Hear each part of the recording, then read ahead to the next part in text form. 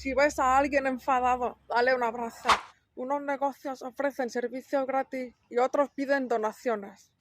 Recordemos que somos humanos, esta situación nos supera. Es nueva y no tenemos experiencia. Los trajeados que no se mancharon los zapatos se preocupan más los de fuera que los de dentro. El malo señalará, distraerá, señalando al bueno para que no le acusen. El pueblo sí pedíamos ayuda. En lugar de criticar el bando opuesto, menciona algo bueno del tuyo. Psicópatas mueven interés, el poder y el dinero. Y las personas humanas, el sentimiento. En tiempos duros ansiamos cariños, abrazos y chocolate. Hay muy buenas personas, pero también cara dura. El vagabundo no perdió nada. Algo falla para que las personas quieran arriesgar sus vidas para salvar el coche.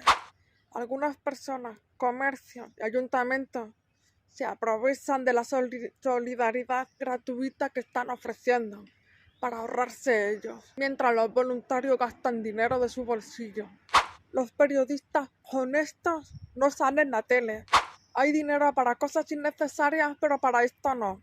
Las ganas de ahora no son las mismas de antes. Ser sincero es una virtud que pocos las tienen.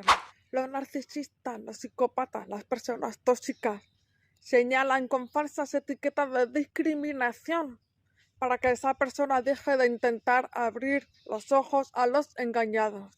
A veces no tiene que pasar estas cosas para darnos cuenta y cambiar. Maldición o bendición. A pesar de todo, a pesar de esta situación, a pesar de las pruebas, van a seguir habiendo personas ciegas. ¿Los impuestos para qué? Nos empezamos a dar cuenta de las cosas innecesarias que teníamos o tenemos. Qué fácil es subir una foto de perfil con el lazo negro o los minutos de silencio.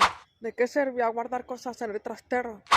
Tengamos el agradecimiento de viajar a aquellas ciudades que se ofrecieron voluntariamente y comprar los comercios que nos dieron productos gratis y recomendar a las personas que nos dieron servicios gratis o con descuento. Frase: cuando la destrucción es inminente, surge la voluntad de cambiar. De la película El ultimátum de la Tierra.